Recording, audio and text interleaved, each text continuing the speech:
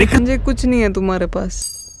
Business idea. Want to start an airline. Hindustan की पहली मैंने दूध बेचने के लिए मवेशी पाले, मुर्गी पालन किया, रेशमी कीट पालन किया, फिर मोटरसाइकिल डीलर बना, उडुपी होटल का मालिक बना, स्टॉक ब्रोकर बना, सिंचाई उपकरण डीलर बना, कृषि सलाहकार बना, राजनीतिज्ञ बना और अंततः विमानन उद्यमी बना। संघर्ष करता रहा, गिरता रहा, उठता रहा, गिरता रहा, फिर उठता रहा और उड़ान भरता रहा। अगर ये पंक्तियां आपके पुरानी यादों का एहसास कराती हैं तो परेशान ना हो। ये पंक्तियां बिजनेसमैन कैप्टन गोरूर रामास्वामी अयंगर गोपीनाथ की आत्मकथा सिंपली फ्लाई से ली गई हैं। सिंपली फ्लाइंग किताब की इन दो पंक्तियों में एक जिंदगी की पूरी कहानी है। वो कहानी जिसे इस बार नेशनल फिल्म अवार्ड मिला। ये कहानी है कैप्टन जी और गोपीनाथ की, जिन पर कॉलीवुड यानी तमिल सिनेमा इंडस्ट्री ने एक फिल्म बनाई जिसका नाम है सोरुरुई पोट्रू। इस फिल्म को 2020 के नेशनल फिल्म अवार्ड्स में 7 कैटेगरीज से सम्मानित किया गया है।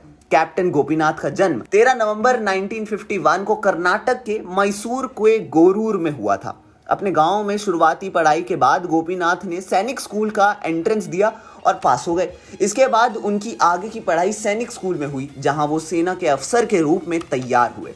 स्कूलिंग के बाद उनका चयन एनडीए यानी नेशनल डिफेंस एकेडमी में हुआ। गोपीनाथ ने सेना में 8 साल नौकरी की, लेकिन बताया जाता है कि सेना में वो खुद को बंधा हुआ महसूस कर रहे थे। कुछ नया करने की चाहत थी, सो गोपीनाथ ने इस्तीफा दे दिया।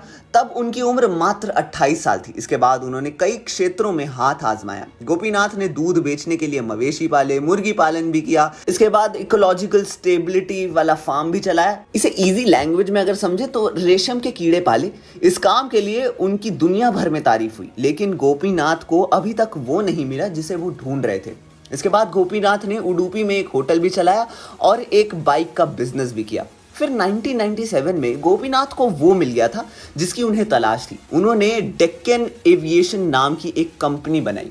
वो कंपनी चार्टर हेलीकॉप्टर सर्विस देती थी, मतलब प्राइवेट हेलीकॉप्टर उपलब्ध कराती थी। गोपीनाथ इस कंपनी के को-फाउंडर थे, लेकिन अभी गोपीनाथ को वो मुकाम हासिल करना बाकी था जिसके पीछे वो सालों से लगे थे। गोपीनाथ की इसी सोच ने देश को एक किफायती एयरलाइंस दी। 2003 में गोपीनाथ ने एयर डेक्कन बनाई, एक लॉ कोस्ट एयरलाइंस। हालांकि गोपीनाथ के इस वेंचर का सक्सेसफुल बिजनेस की गिनती में रखना थोड़ा मुश्किल होगा। वो एयरलाइंस को ज्यादा दिन चला नहीं पाए। साल 2007 में एयर डेक्कन का मर्जर विजय माल्या की किंगफिशर एयरलाइंस के साथ हो गया, लेकिन गोपीनाथ ने यहां भी हार नहीं मानी।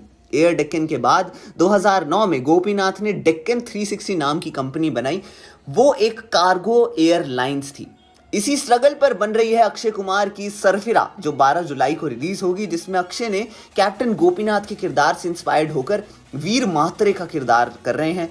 अब अक्षय इस रोल में कितनी जान डाल पाते हैं, ये देखने वाली बात होगी। आपको क्या लगता है, हमें कमेंट सेक्शन में अपनी राय जरूर बताएं और देखते रहिए हमारा चैनल बॉलीग्राज स्टूडियोज।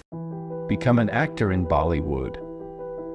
WhatsApp hi to 8828850088.